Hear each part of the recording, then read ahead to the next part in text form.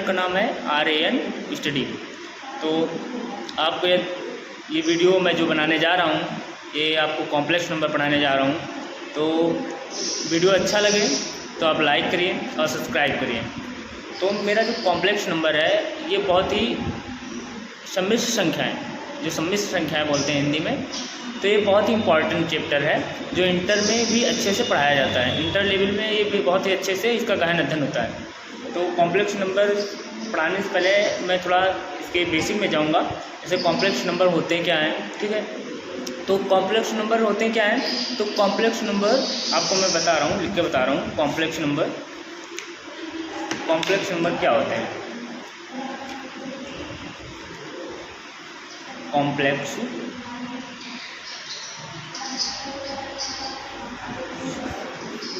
Number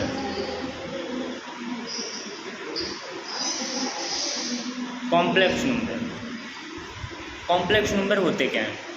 तो complex number दो नंबरों से मिलकर बनते हैं। कौन कौन से दो नंबर होते हैं? तो कॉम्प्लेक्स नंबर दो नंबरों से मिलकर बनते हैं। तो पहला नंबर होता है जिसे हम बोलते हैं रियल नंबर, और जो दूसरा हमारा नंबर होता है वो होता है इमेजिनरी नंबर। इमेजिनरी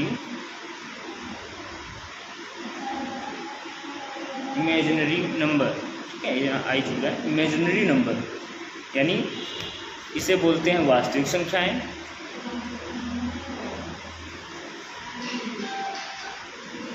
और इसे बोलते हैं काल्पनिक संख्याएं।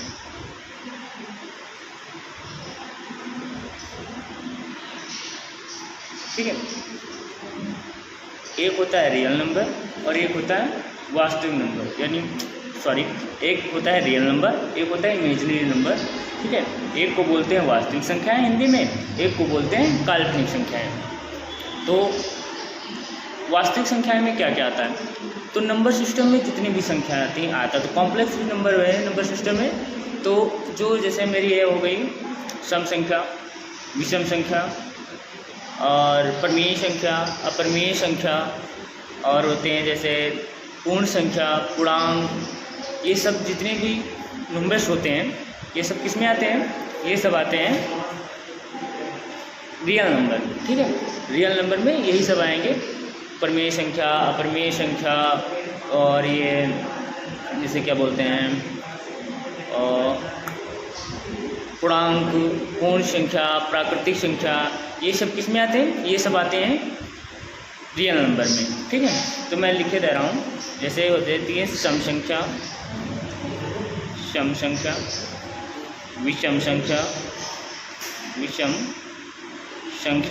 ठीक है, सम संख्या, विषम संख्या, पूर्ण संख्या,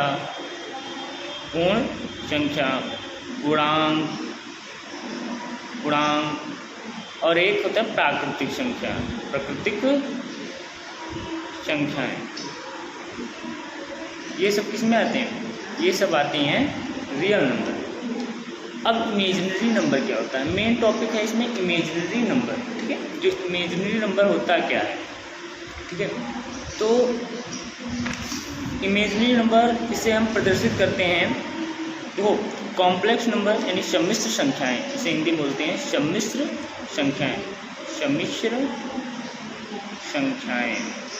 ठीक, सम्मिश्र संख्याएं बोला जाता है इन्हें। तो अब ये दो संख्याओं से मिलकर बनी होती हैं, एक रियल नंबर, एक इमेजिनरी नंबर। अब इमेजिनरी नंबर क्या होता है? तो रियल नंबर को हम x से डिनोट करते हैं, ठीक है, प्लस इमेजिनरी नंबर को हम आयोटा, इसे आई में पढ़ना, ये आयोटा होता है। क्या होता है? आयोटा इसे बोलते हैं। ठीक है, तो x plus iota plus y, इसे पढ़ भी देते हैं x प्लस आई वाई, पढ़ भी जाया जाता है कि पढ़ देते हैं x प्लस आई वाई, मगर ये होता क्या? आयोटा होता है। तो आयोटा का मान भी कितना दिया जाता है, अब ये भी जान लो। साथ ही साथ में आयोटा का मान होता है -1, अंडर रूट -1, ये होता है आयोटा के मेरे मान। मेरे आयोटा का मान अंडर रूट -1 होता है। ठीक है, यदि हम y बराबर 0 कर दें, y बराबर 0 कर दें तो मेरा x बचेगा, y 0 हो जाएगा, ये गुणा हो जाएगा, 0 हो जाएगा, तो बचेगा x बचेगा। तो x पूर्ण रूप से क्या हो जाएगा, पूर्ण रियल नंबर हो जाएगा, रियल नंबर, ये पूर्ण रियल नंबर हो जाएगा। ठीक है, यदि हम x बराबर 0 कर दें, x बराबर 0 कर दें तो क्या बचेगा, तो y बराबर बचेगा, जो भी y बराबर बचे संख्या जो होता है, जैसे 2i मतलब आयोटा, जो भी संख्या बचे, यदि x को 0 करने पर जो भी संख्या बचे, मतलब समझ लो y बचेगी, जो i y बचेगी, ठीक है, आयोटा y जो बचेगा वो क्या हो जाएगा, पूर्ण इमेजिनरी नंबर हो जाएगा। ठीक है, पूर्ण इमेजिनरी नंबर हो जाएगा। ठीक है, पूर्ण इमेजिनरी नंबर हो जाएगा। तो कहने का मतलब यदि है कि कहने का मतलब यह हुआ कि यदि y बराबर 0 कर दिया तो x जो बचेगा वह पूर्ण रियल नंबर बचेगा। यदि x बराबर 0 कर दिया तो जो i y बचेगा, यानी आयोटा y बचेगा, वो पूर्ण काल्पनिक नंबर होगा। ठीक है, अब ये काल्पनिक नंबर की मुझे ज़रूरत क्यों पड़ी, तो जैसे द्विघात समीकरण होते हैं, द्विघात समीकरण मतलब अधिकतम मान उसके 2 निकल सकते हैं। ठीक है, दो घात समीकरण मतलब अधिकतम उसके मान 2 निकलेंगे। तो जैसे मेरा एक द्विघात समीकरण x², ठीक है, x² बराबर मैंने जैसे ले लिया 25। ठीक है, द्विघात समीकरण का मतलब ये हुआ उसके मिनिमम मान 2 निकलेंगे, एक प्लस में निकलेगा, एक माइनस में निकलेगा, बस इतना होता है। द्विघात समीकरण और कुछ नहीं होता, बस उसके अधिकतम मान 2 निकलते हैं। ठीक है, तो x² बराबर मैंने क्या ले लिया, x² बराबर मैंने 25 ले लिया। तो अब ये पूछा जा रहा है कि x बराबर क्या होगा। ठीक है, या x² बराबर मैंने √25 ले लिया। ठीक, x² बराबर मैंने √25 ले लिया। अब पूछा जा रहा है कि x बराबर क्या होगा, तो x बराबर मेरा निकलेगा ±5। ठीक, प्लस माइनस एक वैल्यू जो निकलेगी वो प्लस में निकलेगी और एक वैल्यू जो निकलेगी वो माइनस में निकलेगी। ठीक है, कोई बोल देता है x² बराबर, ये मैंने √25 लिया है, तो कोई बोलता है x बराबर सर 5 निकलेगा, या कोई बोल देता है x बराबर -5 निकलेगा। तो उसमें 2 संख्याएं निकलती हैं, x बराबर जो निकलता है +5 निकलता है और x बराबर जो निकलता है -5, 2 संख्या उसमें निकलती हैं। ठीक है, तो x बराबर जो निकलती हैं +-5 निकलती हैं। ठीक है, इतना समझ में आ गया ना। आगे बढ़ते हैं। x² बराबर मैंने जैसे ले लिया यहाँ पर 4 √4। अब इसका मान कितना हो जाएगा, तो इसका मान निकलेगा x बराबर ±2।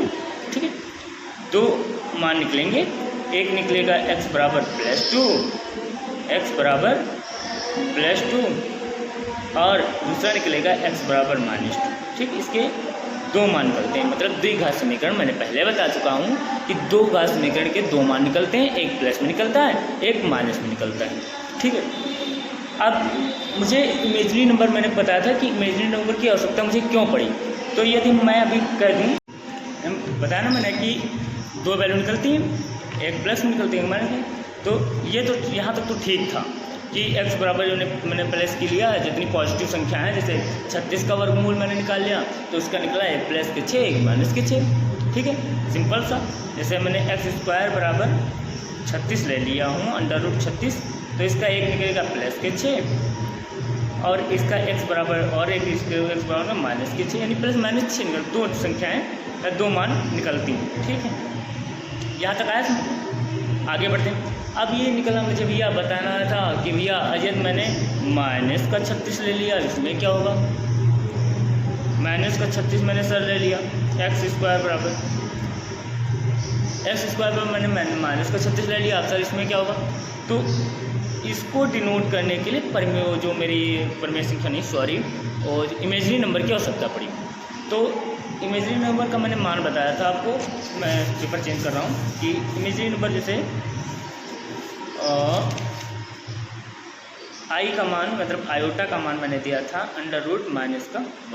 ठीक है, आगे बढ़ता हूँ।